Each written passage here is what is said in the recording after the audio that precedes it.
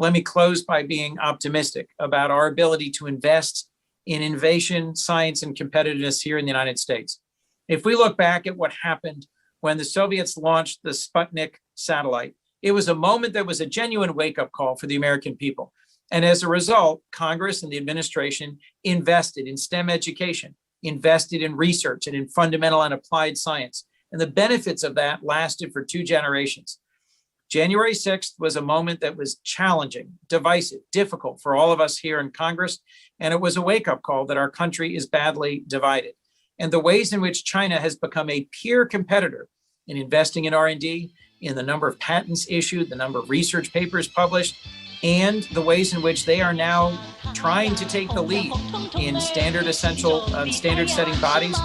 That recent campaign to put a Chinese national at the head of the WIPO, where the PTO director, Andre Yanku, did yeoman's work to make sure that someone committed to a strong intellectual property system globally instead became the head of the WIPO. All of this is a wake-up call for us that we need to have another Sputnik-like moment of reinvestment in American innovation and competitiveness.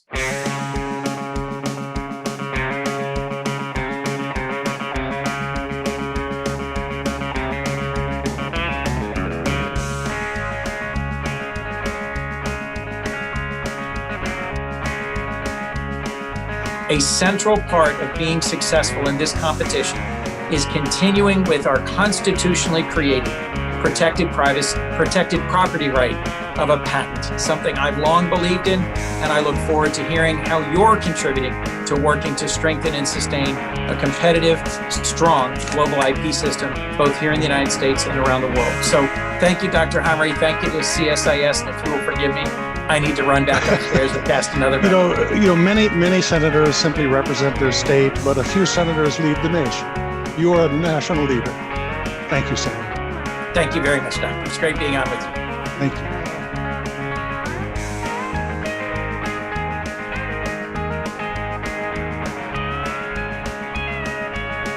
All right, everybody.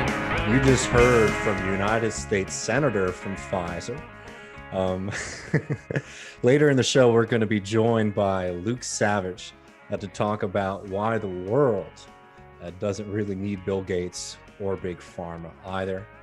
My name is David Griscom, broadcasting to you live from Austin, Texas, joined as always by my friend and comrade, Matt Leck, where we will be breaking down what's going on in Colombia, talking a little bit about IP and this vaccine, apartheid, and also a little bit of a recap and breakdown as to what happened in Austin with this anti-homeless Prop B that unfortunately passed.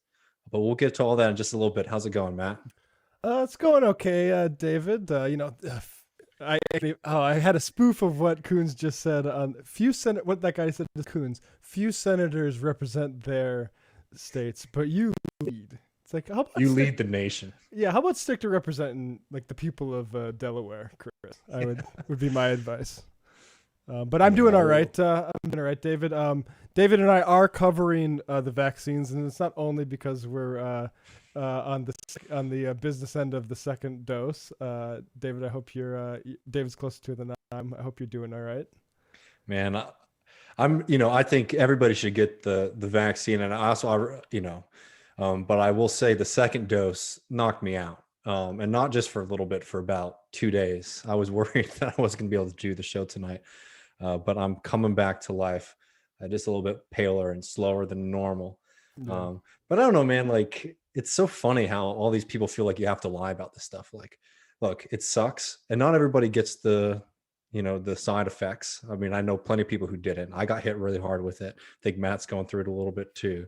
Yeah, well, you hear that women. I had always been hearing that women got it worse than men, and my girlfriend didn't really get it that bad at all, and I got nailed by it. I do not like feeling that fever, the feeling of I'm too hot, so let me shed some blankets or whatever. Oh crap! Now I'm freezing. Like that back and forth is a bad one, but you know what? Worth it. Yeah, No, it's definitely worth it. But yeah, it's just one of those things because all these people act like you have to lie about it and not tell people the truth. And it's like, hey, man, it might suck a little bit, but it's a small price to pay to have I immunity and also to make sure this thing doesn't spread Hey, amongst if your Tony family and friends and Fauci, community. yeah, if Tony Fauci's little mask fib early on in the pandemic didn't put the lie to that, like let's lie about this stuff. Got to be honest with folks, I think, and hopefully some more enough trust can be built in this country and the world. I mean, firstly, this country, because the world isn't going to get enough vaccines for this to be a question, but like to get herd immunity, people should be encouraged to get the shots. But yeah, it's going to put you down maybe. Yeah, no, exactly. And yeah, we're going to talk a bit about the vaccines more and also how it's absurd that the United States has had such a monopoly over them for so long. But before we do that, we wanted to cover what's happening in Colombia right now because it's a really important moment, and it also shows for our American listeners, even and our European listeners, how prepared the US media system is to manufacture consent on these things and how they're very selective on these questions. So for folks who are not familiar, there have been protests against poverty and a extremely draconian tax plan across the country of Colombia. And it has been met with severe police and military crackdown. And we're talking actual deaths in the street, firing live rounds at people, extreme overreaction to folks who are standing up against a very, very unfair tax plan, which we'll get into in a second.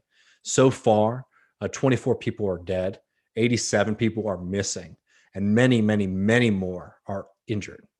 The protests started really with a general strike on April 28th. And they are in response to these proposed regressive taxes, which the government run by President Duque, who is a big-time right-winger, a good friend of Bolsonaro, somebody who, there have been many reports, has privately made promises that he would be interested in supporting a U.S. coup against Venezuela, right? He put forward these extremely regressive taxes that were mislabeled as a solidarity tax or solidarity law. And basically what this plan was meant to do was to increase revenue for the state by, they said, taxing the rich. But of course, they filled it with so many loopholes that the vast majority of the wealthy would be A-OK, as in addition to international corporations, the 1%. You all know the script there. But they called a solidarity tax, again, in this kind of misnomer, but to make this idea is like, everybody has to step up a little bit. Where the real meat of this tax was focused on was people to the of the lower middle class through increases in taxes against their income. But where it got extremely regressive was with the VAT, the value added tax, which meant for most people, there would be an increase in taxes on everyday staple foods, everyday goods that you need to survive, oil, things of that nature, right? So this is the kind of classic tax when you come after spending in general in a country. That means that you're going to come after the vast majority of economic activity in the country. And when you live in a country that has extreme poverty and inequality, it means it's going to be an extremely regressive tax. Remember, this is a tax that we fight against a lot in the United States, but was proposed by the looking like potentially future Bitcoin mayor of New York City, Andrew Yang, right? These taxes can be extremely, extremely regressive. But people rose up across the board, led in large parts by unions, and we've seen protests across the country, not just focused in a few different cities. So there's a general strike on April 28th and another one on May 5th. And again, it has been hit with the most brutal state violence crackdown. Yeah, it's something to see helicopters meant for presumably the drug war, ostensibly being used to cower a population into accepting regressive taxes and austerity. And No, and it's one of those things where this was like, to use a cliche. So I'm still a little bit messed up from my shot, but it's the straw that broke the camel's back. And yes, Duque, they have pulled back the tax, right? They aren't going to go forward with it, but people are still in the streets because they are protesting the extreme inequality and poverty and devastation that they have faced because of this right-wing government's rule. I just wanted to note two things. And the last section of this, Matt and I are going to focus on how this has been covered in the US, right? Particularly how, the OAS and the US, even though they've made their condemnations, because of course you have to condemn it when police are killing people in the streets. It's been very tempered compared to what the United States and the OAS were saying in Bolivia. And we'll get to why that matters in a second. But I also wanted to hit on another aspect. So yes, the government in Colombia is right wing. This is Chicago boy style stuff, right? Cut spending, cut the deficit at the sacrifice of working class and poor people, right? This is a script we all know very, very well. But why is there such a deep rooted desire to push down the deficit and enforce austerity in the midst of a pandemic in that country? It's because, yes, we can say all the things about the government, bad guy, right-wing ideology, all that other kind of stuff. But there is a dependency on international foreign investment. And what do international investors want? They want IMF imposed, one package fits all austerity regimes in order for them to invest money into a country. We saw the same thing earlier in the pandemic in Argentina, right? Under a completely different context. Right. But again, this is just another example about how these questions aren't just questions about left and right even. And again, this isn't supporting Duque or anything like that.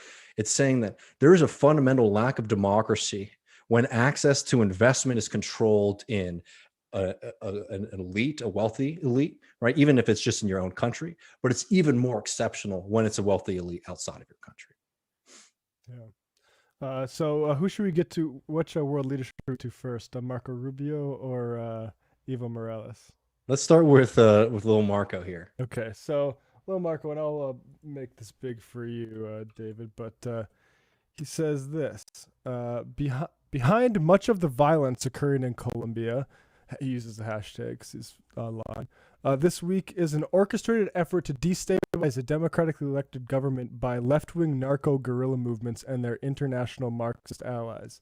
Now, he doesn't actually specify Maduro here, but I've seen other, right-wingers say that this is, Maduro. Got his fingerprints all over this. I mean, it's so funny, too, when they use the terms democratically elected and when they don't, right?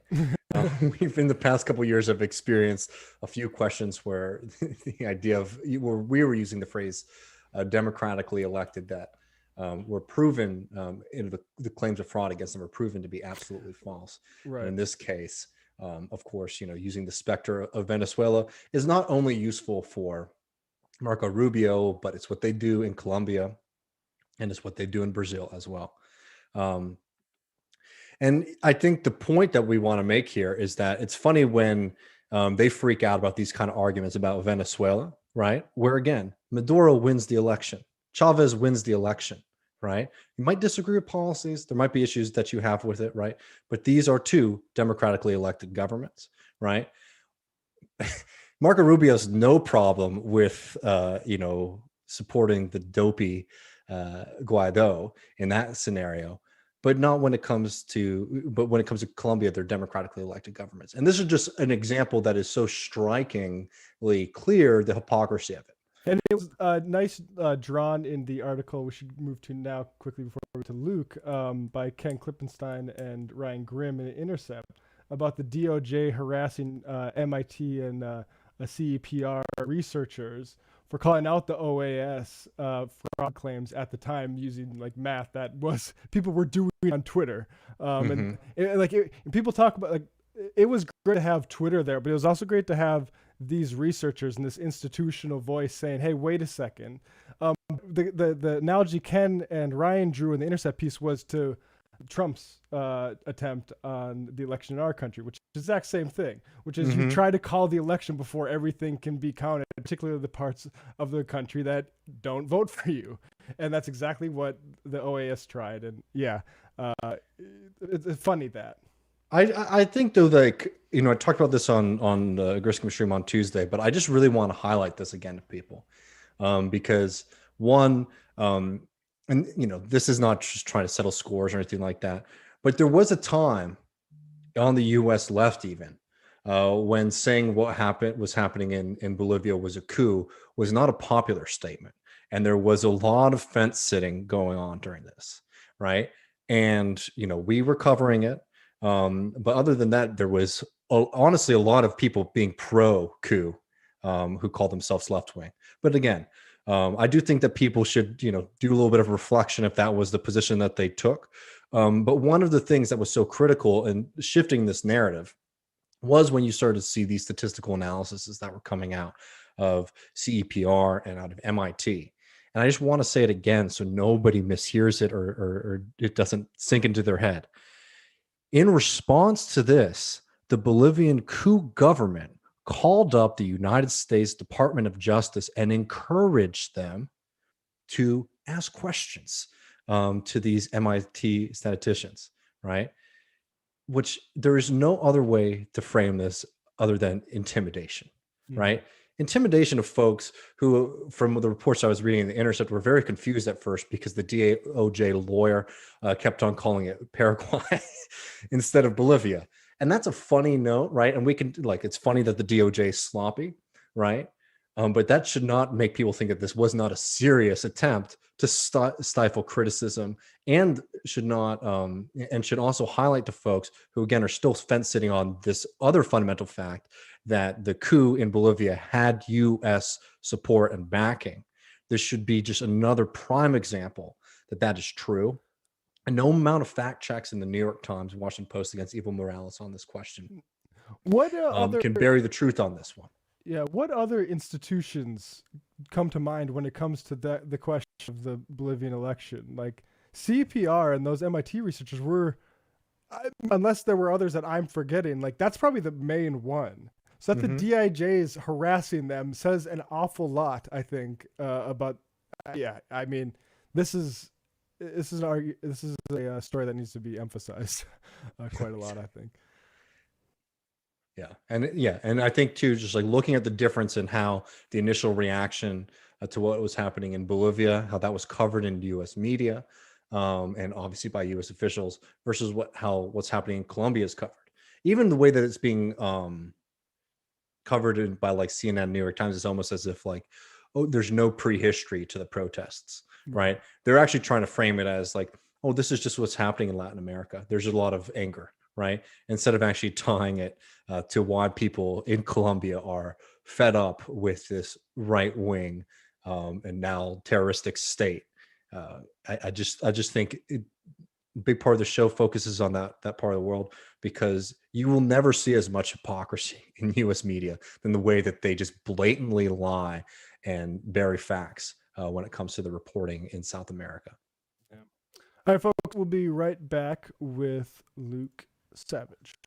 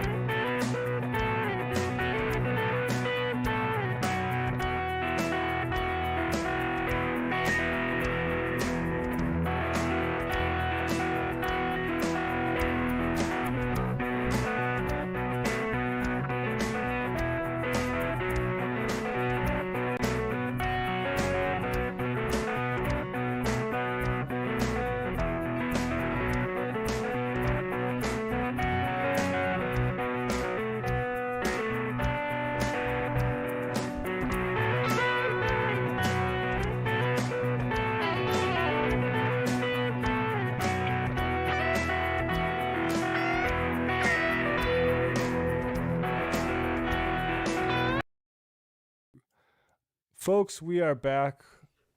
Matt Leck with David Griscom, Left Reckoning, joined by Luke Savage. He's a staff writer at Jacobin. You can also see his words in Current Affairs, The Atlantic, The Guardian, and The New Statesman. Luke, hello. Thanks for having me, guys. Thank you for joining us. I was just admiring the CN Tower out the window there. I'm familiar with that as of Drake, I think. But let's get to this press release. So you've been right on the beat on the vaccine apartheid beat recently and covering it very well. There's been some movement this week since we reached out to you. And let's just read this. I'll put it up here so I don't have to turn my back to you guys while I do that. All right. This is from a statement from Ambassador Catherine Tai on the COVID-19 TRIPS waiver. This is a global health crisis, and the extraordinary circumstances of the COVID-19 pandemic call for extraordinary measures. And then I just think the emphasis is important here. The administration believes strongly in intellectual property, but in the service of ending this pandemic, supports the waiver of those protections for COVID-19 vaccines. We will actively participate in text-based negotiations with the World Trade Organization to make that happen, blah, blah, blah. So, Luke, are you happy now? Did you get everything? Is this everything you wanted? I'm certainly pleasantly surprised. I was not expecting the announcement. It was just earlier this week that I was writing about Senator Chris Coons, who's a close ally of Biden and a friend of Biden's. He was actually Biden's successor in the Senate in Delaware. And he basically pioneered this new argument, which was about, or certainly was the kind of loudest exponent of it, about how the reason why there should be no waiver to these patents is actually because that could hand power to, geopolitical adversaries, China in particular, he mentioned. So, given kind of his proximity to Biden, given that it seemed like there was division in the administration on this, I mean, there were people telling the Washington Post, which has been reporting on this a lot, people from within the administration basically saying, basically taking the right position that these patents needed to be shared, but there was clearly some division there. And when Chris Coons said that, I kind of thought, well, they're not really going to do this, are they? Because if what was distinct about Chris Coons's argument was it was kind of stripping the sort of faux compassion that we'd heard from people defending the status quo so far. So you hear a lot of people who've said, well, property rights are not the problem. And if you waive these, if you share patents, if you share vaccine recipes, it's not going to do anything to increase supply. It's not going to increase production. Chris Coons wasn't, as far as I could tell, really saying that. I mean, in the remarks he gave, he was kind of regurgitating a lot of those talking points, but his real focus, and I think the subtext, if not the text of what he was saying, was basically, look, if we don't share this stuff, who cares? Because America's exceptional, and we have a right to keep this stuff to ourselves. And so I was definitely pleasantly surprised by the announcement. I will say, I think some of the Biden administration's other announcements should give us some pause here. There's a lot that's riding on the details. What are they actually going to do? What does it mean that Germany, for example, is still going to oppose these kind of waivers at the World Trade Organization? Canada, which I'm very proud of, is currently still opposed, and is going to play. Yeah, but I mean, Justin Trudeau getting outflanked on the left, even rhetorically, by Joe Biden should be considered a national shame up here, I would say. But so yeah, there's a lot that's kind of still riding on this, and it's also the case that sharing vaccines, there's a fellow I recently interviewed for Jacobin who's done great reporting on patents and the patent issue, Stephen Baragni, and he was speaking to the CEO of a small pharmaceutical company in Canada, which says that basically they could produce over the next year, if they had the recipe, 20 million doses. And so from what I understand, and I'm by no means an expert on this, that kind of production capacity exists in a lot of places, but that on its own, just tapping that by sharing the patents, which, we're still a ways from that. It's not clear what's going to come out of this announcement, but assuming that happens, there's more stuff that needs to happen. During previous pandemics, there's been a more concerted effort to actually increase productive capacity. And when I spoke to Stephen, he gave me some examples of that. Private industry has no particular incentive, or really none at all, right, to increase the productive capacity of these things when the factories and the manufacturing that gets built, it's just going to have to be dismantled after. That's not very profitable. But global governments, and I mean, something as powerful and well-funded as the United States federal government could do a lot to actively increase vaccine production by helping build that kind of capacity. So I don't know. That's just like I guess a quick rundown of sort of where we're at and some of the ambiguity around this announcement, which is nonetheless pleasantly surprising and very good news. Yeah, can you just address, before we go any further, that the public ownership should rightfully have ownership over these, and these aren't a product of the expertise of these pharmaceutical companies? Oh yeah, I mean that's a huge thing, and I mean it's not just that publicly funded research plays a role in these things. I mean, in the case of the AstraZeneca one, which I'm sure will come up later if we're talking about Bill Gates, I mean that was developed at Oxford University. They're with each of these vaccines, which we now think of kind of exclusively in relation to these private companies and their brands, or more or less exclusively in relation to them. The public sector, you'll find, has been involved somewhere. But there's another component to this, which is that pharmaceutical companies are not usually, anyway, in the business of committing large shares of their profits or investing a lot in research and development, because for the most part it's kind of a high risk, low reward kind of thing. You can be very profitable shelling out like generic pharmaceutical drugs if you're the only one doing it. If you have a monopoly, you can raise the prices, and there's not a whole lot people can do. But I don't know how current these numbers are, but I was watching an episode of the Dirty Money series that's on Netflix recently, and there were some statistics in there about how typical pharmaceutical companies will spend no more than a few percent of their operating budgets on research and development, because they don't want to take the risk. But what happens when there's a global pandemic, right? Governments step forward, just like the American federal government did roughly a year ago, and they basically said, we're going to buy a ton of these doses, and in some cases, we're going to give money directly. There's going to be direct subsidies. It's very hard to believe, pharmaceutical companies, like any private industry, they're not really in the business of doing things out of charity or compassion. They do things because they think they can make a profit. This research was not going to be, it was not going to be concluded or, as quickly as it has been, if there hadn't been all of this money from the American government, but also, governments around the world. So the public sector, in addition to playing a very important role in the research behind these vaccines, also, effectively overrode or helped compensate for the inherent inefficiencies of the market when it comes to dealing with a pandemic. And it massively accelerated the research necessary to develop these vaccines by helping negate the risk that these companies were taking with all the stuff that they did, because they were basically just like, here's a whole bunch of money, your profits are going to be guaranteed in advance. So for people selling this story as like the triumph of the market or private industry, it's quite literally the inverse of that.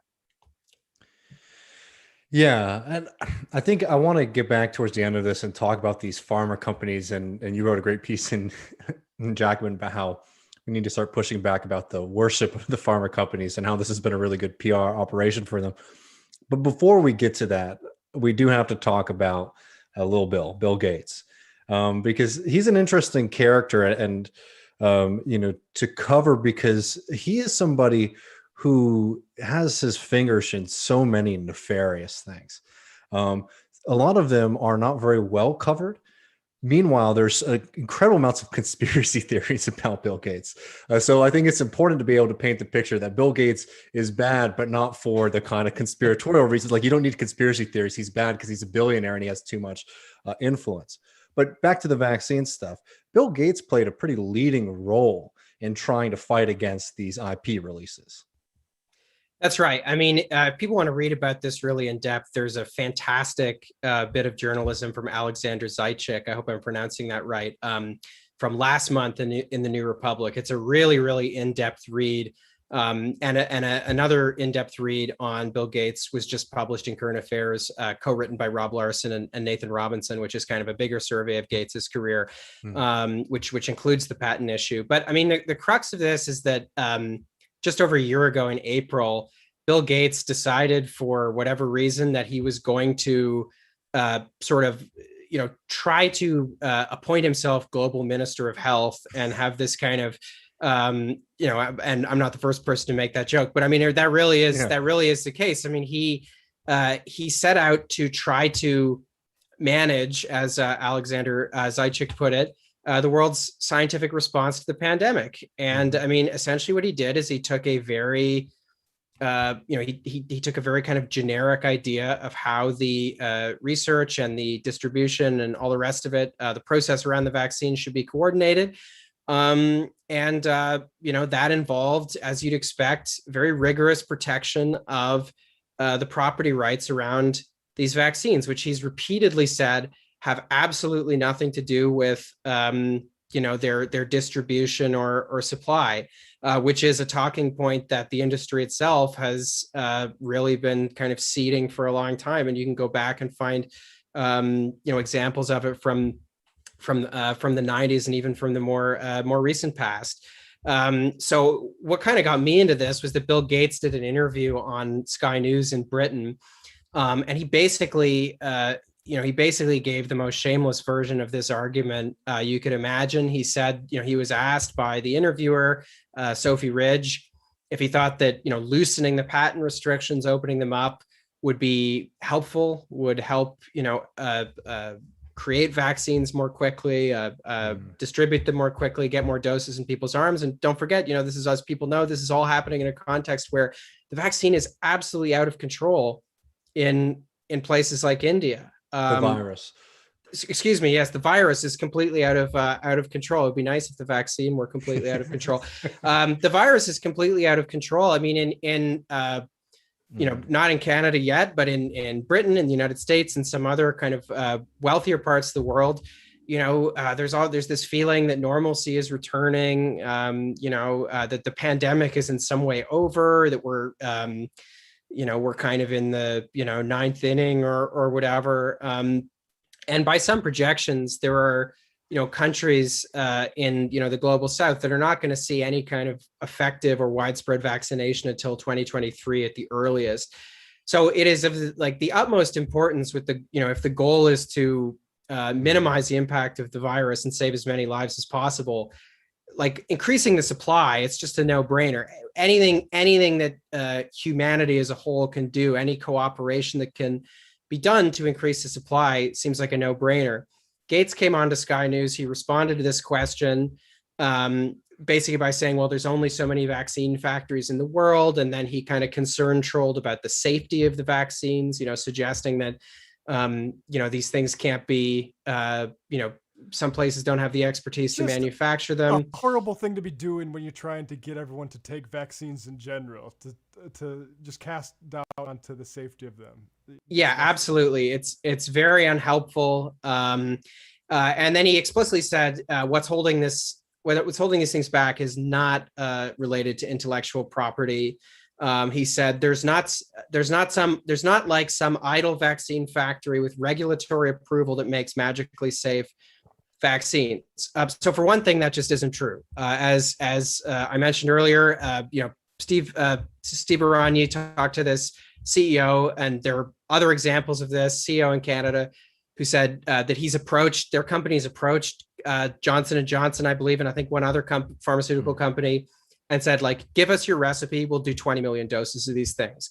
this company, definitely has the expertise to produce these things. But furthermore, as I mentioned already, vaccine production effort, can be support just like the research behind the vaccines and other aspects of kind of the vaccine process have been managed and or at least partly or invested in by governments. They can do the same thing with the production of the vaccines. Not sharing the patents as a choice, not sharing the recipes as a choice, but so is minimizing the productive capacities necessary to create as many of these things as possible, so more people can be vaccinated. So, Bill Gates has played, probably as big or bigger a role than anyone in trying to make sure. He helped talk Oxford, for example, which had initially said, they'd mused about how they were going to basically put the rights to the vaccine they developed in the public domain. And Gates reportedly, according to Kaiser Health News, a report of theirs from a few months ago, the Bill and Melinda Gates Foundation, which incidentally, I don't know what that's going to be called now, but they stepped in. They stepped in and they basically got Oxford to reverse course and sign an exclusive agreement with AstraZeneca. So Bill Gates' role in this has been bad, to say the least. Well, sorry, did you have something? Well, Matt? I was just going to say, just really the tension between the imperatives of public health and profit. And I think with Steve Biryani, you had the good part of one of the articles about the knowledge sharing, I think, for penicillin during World War II. Yes, that's right. Because I feel like that's what we need to keep our eye on now, that I feel like the minimum Biden's agreed to do is we will not allow lawsuits. But like this, facilitating this knowledge transfer, I think, is a real key. Yeah, and I mean, hopefully that's what happens. I mean, basically the story was, and I heard this, as you said, via Stephen, was, during the Second World War, there was obviously a greater than usual need for antibiotics, and especially penicillin. And Pfizer was actually forced by the War Production Board to give up its recipe.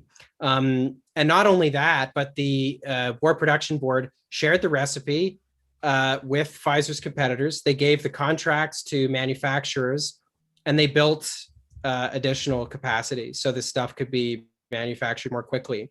And, I've been reading up on this stuff a lot recently because of being on this beat. But from what I can tell, I mean, this, and from what Stephen told me, this, this whole kind of conversation around intellectual property rights, this would be considered a very strange, it'd be considered very strange that this is where we're at all, that we're even having this debate, before the 1990s and before the World Trade Organization basically kind of embedded this particular way of thinking about intellectual property.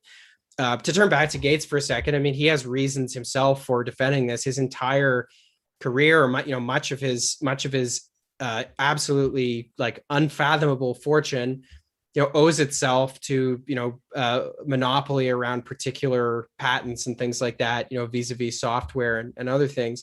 And so, of course he's defending the status quo in relation to this. Yeah, and I want to like really dive into this point a little bit, because this really hits at why, the title of this episode is why Bill Gates is not good for the world, right? It's not just because some people misunderstand these criticisms that we make of Bill Gates. It's not just that we're saying Bill Gates is wrong. We're saying there's no reason that Bill Gates should be in this position to have this much influence over policy.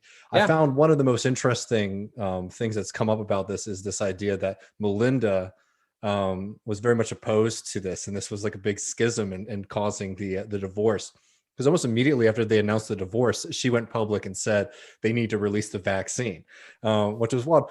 But that all being aside, like not even focusing on that, that's absurd even in itself, right? That the lovers quarrel between two super rich people has like immense effects on public health. Yeah, no, it's absurd. And I have to say, like, I do think, there's a number of ways we can think about Gates's role in this. We've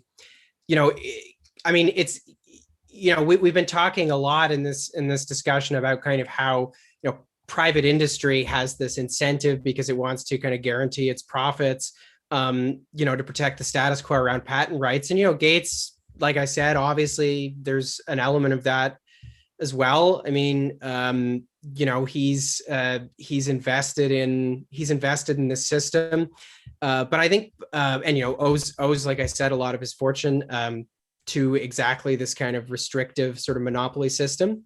But I think when you've risen to the top of global capitalism in the way that Bill Gates has, I think that your belief in his belief in the arguments that he's making transcends mere self-interest.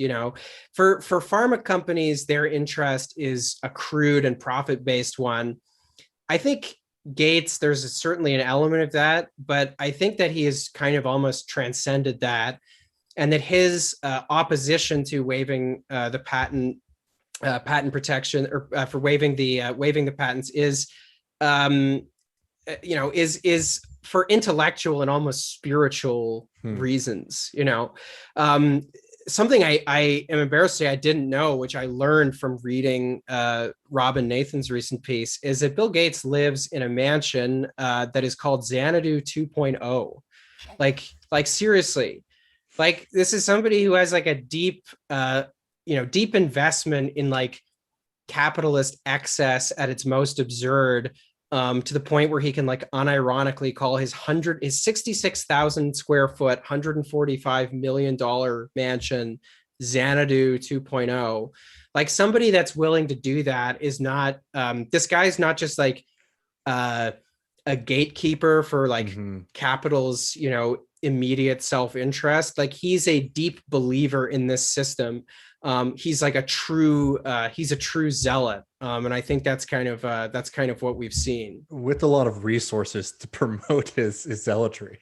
Oh yeah. I mean, when I was reading through like commentary on Bill Gates, like, you find like good critical things people have written, like in left media and to some extent mainstream media as well. We also find stuff where it really reads like it was written by Bill Gates's PR department, like pieces where the headline is quite literally "Bill Gates is trying to save the world. Is the world ready to listen?" Like things like that. I read Vox too. But yeah, I mean that's like a whole other thing about Bill Gates, right? Is like, I mean, he really is somebody who was, from what I understand, he was considered like a greedy person. And then one time in kind of 1999 or 2000, he said, "Hey, I'm going to give all my money away," and he was reinvented overnight as like the world's most generous man. And he's so generous that his wealth is, I believe, quadrupled since he made that announcement about giving all his money away. So it's hard when you're so talented. I have this CBS News article from 2012 that I remember somebody posted on Twitter recently. At the Abu Dhabi Media Summit about running for president, he said his current job with the Bill and Melinda Gates Foundation was, quote, "a very nice office," and that it didn't require him to raise funds to try to get elected, nor does it have term limits of 8 years, as some elected offices. Yeah, so he just decided to buy stuff instead. Well, also like it doesn't have term, like he's relishing the fact. I mean, what's so amazing about a lot of like billionaires, especially the more like ideologically zealous ones, is they will just tell you what they think, right? It's like a lot of them are you can publicly find their extremely sinister musings about like population control or whatever. I mean, right there, Bill Gates is basically he's basically insinuating that, while my role is like global, it's like not like the mere US presidency. It's nothing as parochial as that. And furthermore, there's no term limits. There are no democratic checks, even nominal ones, on me at all. So I'm going to stay right where I am. Yeah, it's unbelievable. They do just talk, like that Bezos clip where he's like, "I don't really know what to spend all this money on except go into the space." We're human beings, guy. No, and it's just like, it's another great example of how charity and, philanthropic organizations for these people end up like, it's not just propaganda. As you were talking about earlier, it's like ways for them to flex their muscle. Bill Gates is able to get, Oxford to not, release IP on their research regarding the vaccine, because he can say, "Hey, you see all this money that we're giving y'all, we're going to cut this off."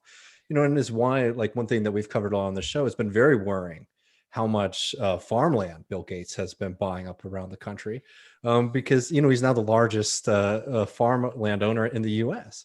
because, and he's talking about all these things that he wants to do environmentally for farm policy, and it'll be so good. But as what I always try to say, capitalism innovating us back to feudalism, basically. Yes, exactly. I mean, literally. And whenever I talk to people who are sort of on the fence or who don't identify themselves as socialists, I use Bill Gates as an example. Like, do you want somebody to have so much resources and so much power that he can just single-handedly, without, essentially asking anybody, control the majority of farmland, usable farmland in the United States for whatever purposes he wants to use those for? Yeah, I mean, it is, billionaires are ultimately a democratic question. I mean, it's like, do we want to, because I mean, and I think one of the issues with billionaires and why, what a lot of people kind of misunderstand about them is, like, $1 billion, let alone, $100 billion, is a very difficult amount of money to fathom or picture. It's really not a question of these people. Like, I debated a libertarian in the last year, and I mean, I feel like he was kind of making the argument or implying that, somehow being a billionaire is just about like having more money, being able to buy more stuff. And it's like, that might be the case of somebody who maybe has like 15 or $20 million, but it's not the case of having $1 billion, let alone the kinds of money that Bill Gates or Jeff Bezos or Elon Musk or people like that have. Like, no, as Bezos tells us, right? Like, nobody can spend that much money. What do I do with all this money? What you have at that point is control over like the levers of macroeconomic power. You control the commanding heights of the American and also the global economy. You control investment decisions. You direct decisions about huge amounts of our collective wealth are allocated, and you do that with absolutely no democratic check or involvement whatsoever. I mean, the Bill Gates thing, you run a giant, pilot study trying to convert kids to high stakes testing charter schools. And then the RAND study does a study on it and says, actually, this failed miserably. And then you're just like, whoops, I guess this entire thing where my notions of what would be a good school, I guess that failed. Where I just didn't listen to what school boards have to say. Yeah, I think it's a pretty intuitive message for people. It's amazing how Bill Gates comes up as an example in all these different stories. I mean, because he's like, I mean, I don't know when, like, I remember when I was in high school, they included Bill Gates like in the curriculum. Oh yeah. Of like, as just like, oh, this is somebody to look up to. I remember watching like a documentary on Bill Gates. Like, this is supposed to inspire y'all. Yeah. I went to a very poor, like one of the poorest high schools in the country. And it was just an amazing, I remember just sitting there like, this is insane. Like, we share nothing in common with this person. And I didn't have the political consciousness that I do now, but I don't know. It's like and that wasn't accidental. That wasn't just a teacher one day waking up and saying like, you know what, I think the kids need to learn about Bill Gates. There's a whole operation that tries to bring this idea into schools. Mm-hmm. Yeah, and I mean, it won't be, it'll sound like a cliche to you guys and to your audience as well. But I mean, it's like billionaire philanthropy, especially the kind that Bill Gates has helped popularize, like really is one of the biggest kind of cons of like, I don't know, the past 30 or 40 years, where it's really, this kind of philanthropy has really taken off. Actually, before I was kind of so immersed in thinking about Bill Gates on a weekly basis, I think just about 2 or 3 weeks ago, I actually wrote this short piece about billionaire philanthropy, about this kind of literature review that some British academics put together, kind of reviewing all the literature on billionaire philanthropy. And I mean, it basically, came to a series of familiar conclusions with some very convincing evidence. The big one being that, a lot of what we think of as charity, you hear these huge sums of money. It really is just the cost of doing business. If you're this rich, it is, you can purchase, I mean, there's hard power if you're rich, where you do a hostile takeover of a competitor or something like that. But there's also soft power, which you can get by, creating a nonprofit that gives out grants, and that has a charitable mission. You can often, even use your nonprofit stuff, your ostensibly charitable mission, as just another way of subsidizing your bigger mission, your bigger competitive mission, and maximize your profits in the process, which is something that Bill Gates has certainly done. I mean, it really is a sham. It's not even, I mean, people point out, things. I think this is worth pointing out too, that a lot of these billionaires that are called so generous, I mean, as a share of their income, what they give is actually not that generous at all. And in fact, people that make $50,000 a year in the United States, at least, I haven't seen the statistics elsewhere, but I think this is broadly true. They're often much more generous in terms of like the share of what they give. And presumably when we talk about generosity, we mean, that usually implies like giving something up, sacrifice. You're not really being generous if you're not giving something up. So I think that's important to register too, but it's not just the case that they're not as generous as they say. It's that a lot of what's considered generosity is just, another type of, market expenditure, really. And yeah, I mean, it is something we could do a whole episode just on like that power dynamic. But in the last couple of minutes, I just wanted to shift it back to these vaccines, particularly the vaccine companies in the United States. And you wrote a piece in Jacobin basically lamenting this wide-ranging celebration of big pharma, which, as you noted in the piece, just was it last year or the year before, was ranked amongst like one of the worst in public opinion industries, and now has skyrocketed up. Could you sort of walk us through why that's a problem and how they've been able to launder their image? I just think it's very emblematic. Like I thought of this, I guess a week or so ago because of something my girlfriend said to me, actually. And it occurred to me for the first time, like just how emblematic it is of the trajectory from, the kind of language you would hear in maybe April of 2020, where this was going to be this like wartime style effort, unprecedented cooperation, vaccines for all, people's vaccine. We went from that really without anybody noticing, I think, until recently, thanks to all the activism around the patent issue. Really without even noticing, we kind of we arrived at a point where the market had completely devoured the global vaccine response. And I think there's, I don't need to we've already talked about all the ways that that's happened, but I think like something that's very emblematic of that is that when we think of vaccines now, we think of them in relation to these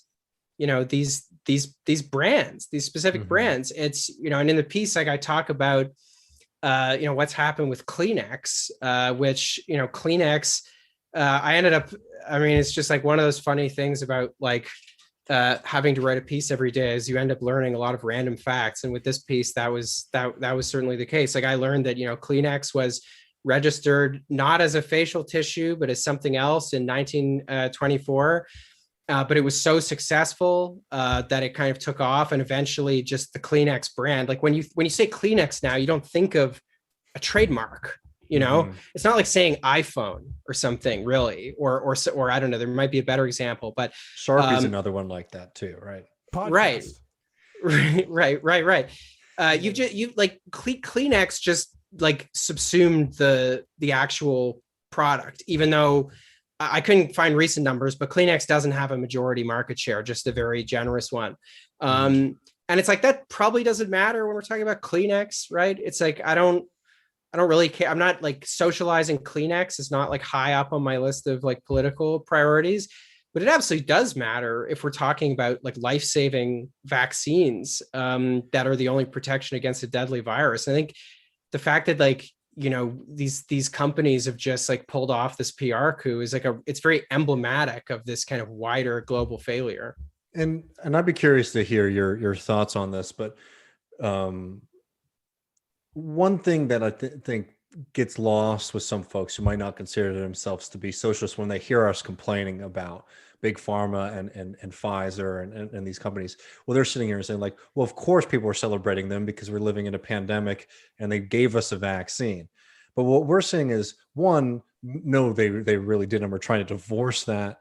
And two, we absolutely celebrate the potential of like, of scientists and researchers and people who are developing this. We support that process very much so, actually to such an extent that what we're saying here is to protect the brand, right? You actually have to prevent there to be global collaboration on virus research, on vaccine research. And then you have to have control over the distribution of the vaccine system too, instead of making it accessible at all. We're not saying we don't celebrate somebody who was spending, days and days on days trying to figure out how to deal with the virus. We're saying there's this big monster that's sitting on top of that process that's making it less efficient. Is now reaping incredible profit at the expense of all of us. Yeah, absolutely. And I mean, I think one of the reasons why, in that statement that Matt, you read off the top from the Biden administration, they're very clear that they're like, look, we support property, rights. This is just like an emergency thing. You can see, there's an immediate panic on the markets yesterday after this announcement. These shares absolutely plummeted. And I think that's because there's a recognition now. And I mean, this would have actually surprised me 3 weeks ago. And it's another one of those like being pleasantly surprised type of things.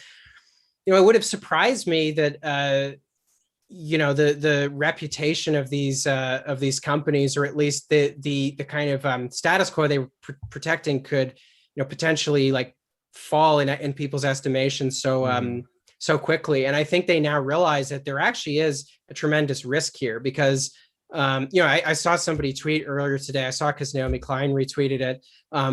Somebody was saying like, let's do the same thing with, sharing the patents around green technology, right? Mm-hmm. And it's like, you can think of so many other cases where there's just an immediate, intuitive, and like pretty much irrefutable case for cooperating, for sharing scientific knowledge.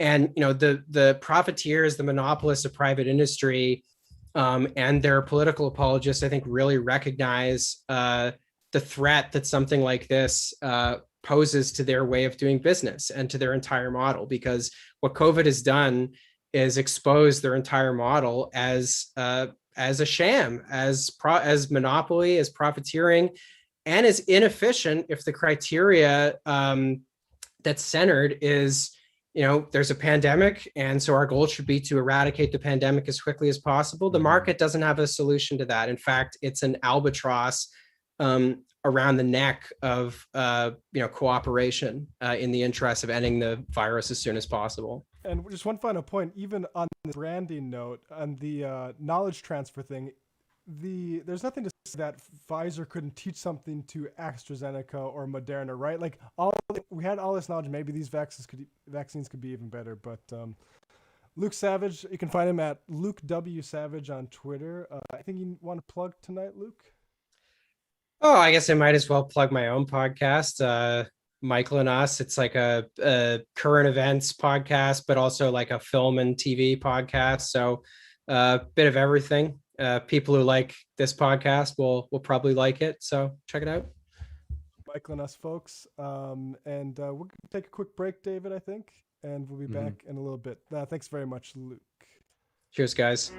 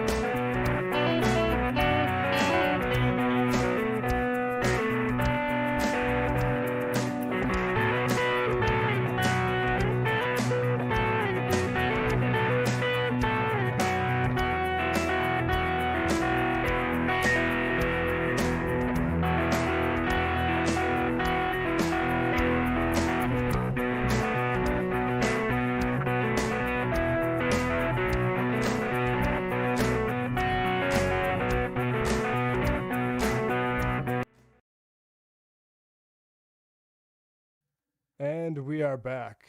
That was a great talk with Luke. He's a very smart guy on these issues and covering that well. It's definitely fun. I've been reading Luke for a few years now, so I was reading Luke before I met Michael and was doing this. It's always fun to bump into folks like that. Yeah, so we have some bad news to cover, David. First, let's do the pitch.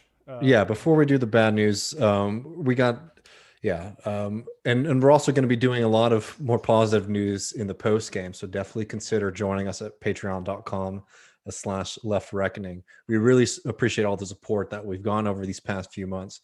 I just want people to know so they don't think it's like a 2-for-1 thing. Matt and I are no longer associated with TMBS, so we don't get anything from that Patreon. So that doesn't support the work here. So if you do like this show and you want to support the work that we're doing here at Left Reckoning, please consider supporting us at patreon.com/left reckoning. You get the main show, you get the post games immediately after, you get the theory readings, and then we're also doing extra episodes. Well, David and I just want to cut in now. We are going to do a Discord viewing of Hillbilly Elegy, I think, yes. For one. So that's coming up for patrons. That's in the pipeline. We also have, if you missed it, the conversation that we had with Milton Alamati recently on Walter Rodney, I figure is one of the better ones that we've had so far. We've also talked to Paul O'Connell about James Connolly. A lot of great stuff that you're missing out on. If you're only watching this main show, you're missing out a lot more of these more in-depth conversations that we're having out there. Did you see patrons would have been prepared for the first quote in Jacobin? Oh, hell yeah. Jacobin, or James Connolly quote.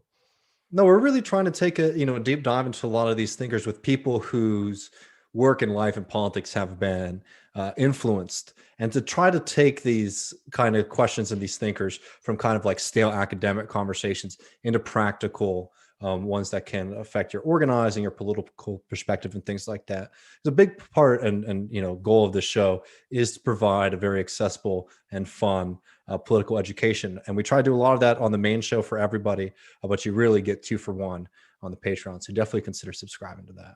Yeah, were we talking about workplace?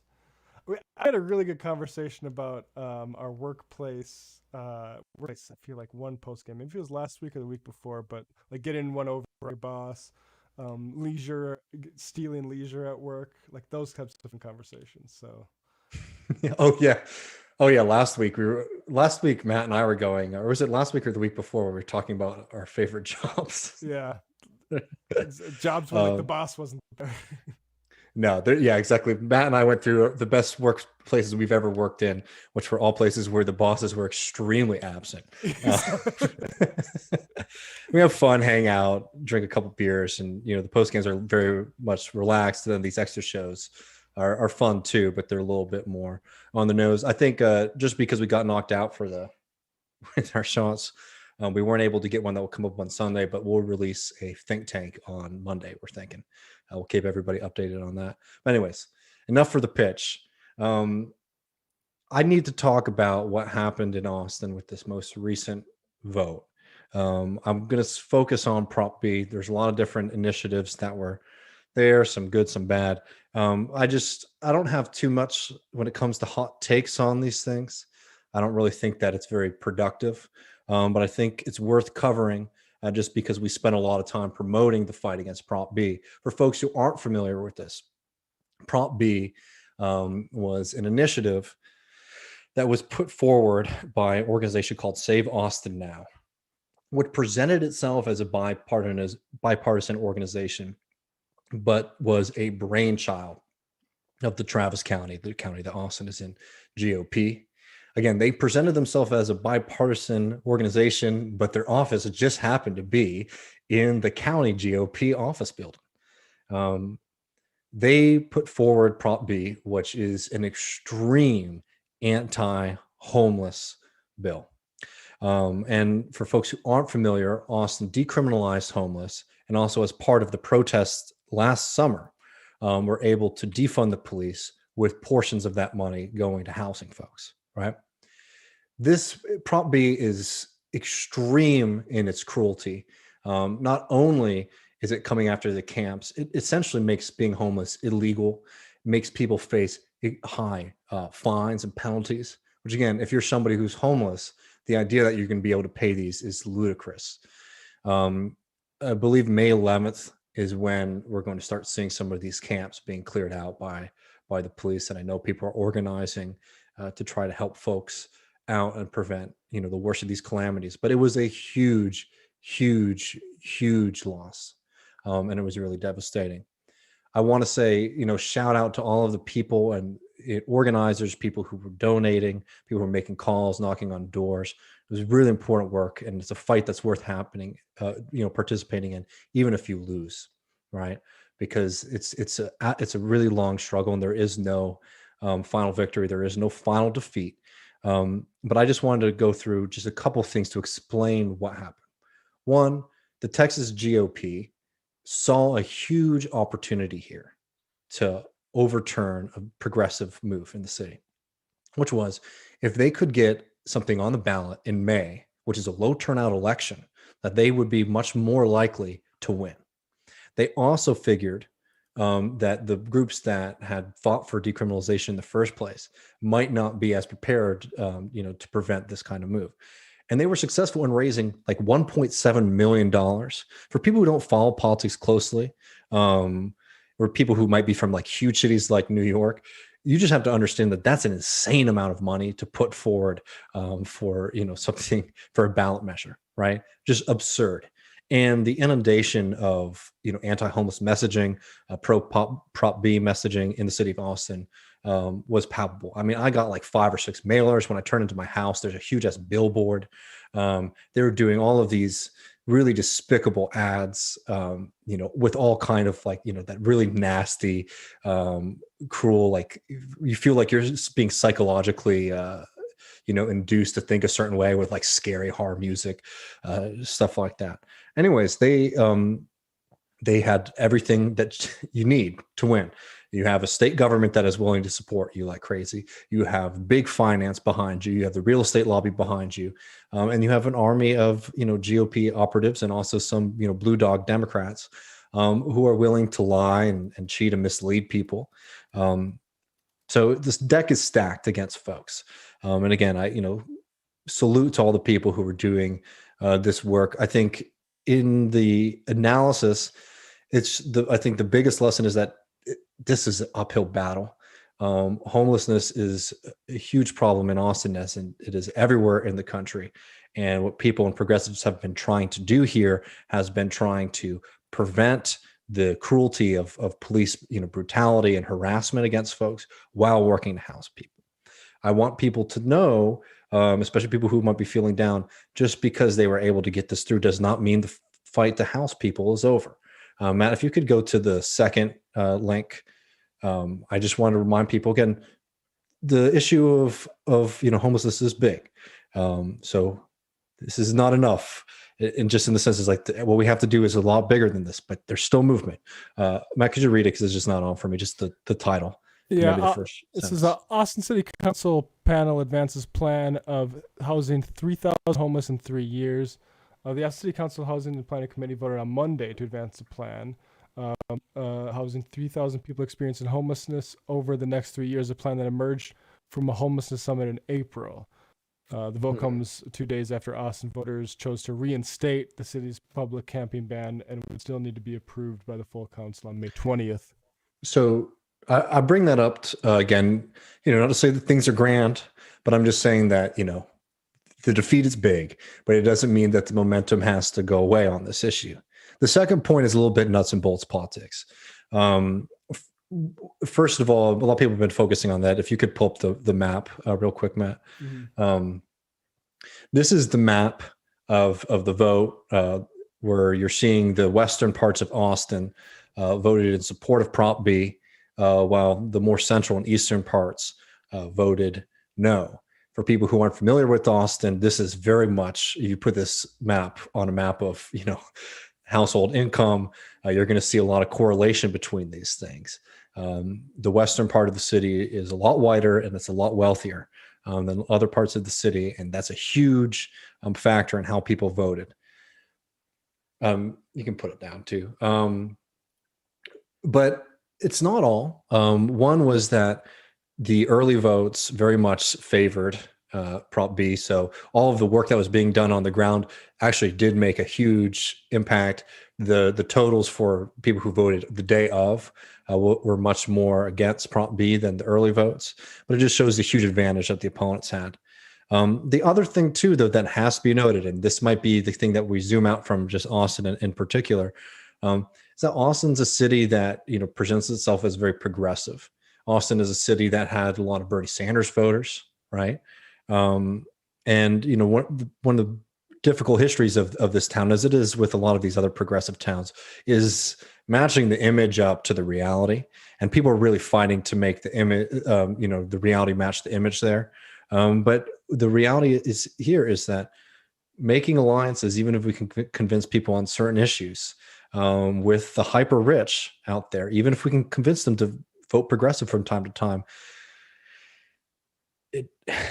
it's not a panacea, because the only thing that's going to help us win is building strong working class movements. Because if we put ourselves at the whims of, for example, these kind of votes tend to be wider, they tend to be wealthier. This is why the GOP targets this kind of, you know, this kind of vote here for their initiatives, because they know that they're going to have more success. Even if the people might identify as Democrat or progressive, if you start threatening people's property values and things like that, you'll see a very ugly side come out very quickly. So again, there's no real hot takes here. This is just sort of, here's what happened. It's a devastating loss. Oh, and just one other thing, and I didn't have anything prepared on this, but it's amazing to see some of the coverage over the past few days where they're actually interviewing houseless folks, people experiencing homelessness, in their own words, which was something that was sorely lacking from a lot of, you know, local news publications going into the election. Right. It was interviews with man on the street, or drive out to Westlake, or, you know, a wealthy neighbor to talk to people what they think about the camping ban, and not enough talking to people who are actually saying, this will severely negatively impact me. I don't have anywhere else to go. I need a solution. You know, I don't know. That's another thing, but there's a reason for that. It's because the cards were stacked in a certain direction from the get-go on this question. Yeah. Money. I mean, we'll talk more about not Republicans, but moderate Democrats in San Francisco. That, yeah, they're not allies when it comes to the class questions of like raising taxes or dealing with houselessness for people in a country that has multiples vacant homes for every single person that doesn't have a house. And that's because we decide that those things are more important as assets than as things to shelter human beings with. That's the end goal. That's the, you know, the end of the story, is that these crises happen because you're having, you know, in Austin, and it's everywhere in the United States, the explosion in asset prices for homes is in the interests of the wealthy and the elite in the society. It's not in the interests of housing people, everyday people, right? The fact that you look at what you can get for $400,000 in this city, or hell, cities all across the town, and you see that that's extremely modest, and by many people's standards, small house, only goes to show that these markets are completely out of whack with human need, and they get purposefully developed that way, right, to maximize profits for people who are already land holders and, you know, property owners. And when you have a system that is so skewed towards that, you are going to have massive, housing crisis. You're going to have homelessness. This is not just like, homelessness is not just some kind of like natural reality of society. It's very, very clearly a policy choice, and a choice of what economic system that we live under. The fight against that economic system is not going to be one that's we win overnight. So any kind of small victory we can get over it is really important. But we have to just remember that there is no real solution to this as long as we have, a system that is more focused on inflating asset prices for smaller property holders than for housing people who desperately need homes. Did you see the Caitlyn Jenner? That's a great example. Saying that that her neighbor at the plane hangar told her that I can't stand to continue looking at homeless people, so I'm going to move to Sedona, which is one solution to the homeless problem. I think I just move to Sedona. And it's like, and that's another thing too, is it's just like, it's such a rich person attitude that's like, oh, I just don't want to see homeless people, which is something that the Prop B people leaned very, very hard into. Yeah. And it's, you know, it's disgusting. It should be disgusting. You don't have to experience this personally. Like, I've been homeless before. I know what that feels like. And it's not a position that anybody really wants to be in. It's a position where people are typically trying to find a way out. And if we don't give people solutions or opportunities to do that, for fuck's sake, just don't like send the police after them to harass them in the meantime. It's just cruelty to the max there. Yeah. It's just like you asked, what should these people do? And the answer is, I don't know, but not here. And yeah, no, I mean, that's exactly what it is. And I will also just note one like quick thing. I know this has sort of been all over the place, but you know, one thing, like when there's the big storm here, right? And people were, you know, freezing to death. Knowing where people were was immensely helpful in getting people who are experiencing homeless into shelters so that they could be warm during that experience. If that were to happen, you know, in this post, you know, camping ban reality, right? That means people will freeze to death because people will be out in the woods, in the country, in a creek, right? Where they're not going to be found. At least right now, as difficult, you know, as these, you know, the communities can be, right? At least you know where people are so that you can provide them with social services and you can provide them with help in moments where they desperately need it. And just dispersing the population like this is going to have a human cost. And we should never forget the actual, what's actually at stake for these things. These aren't just political positions that you win or lose. Like, these are life or death questions for people. Yeah. Well, anyways, sorry that's a tough one, but there's no really great way to sugarcoat that. But you know, I think it's important to remember the fight continues, and you know, there's no, as the line goes, no final victories, no final defeats. You know, keep riding on. Join us in the post game in a little bit, and we'll talk about some positive news elsewhere in the world, and keep that inspiration flowing. All right, folks. We will see you patrons probably a little bit before 10 p.m. Tonight, and the rest of you, peace out.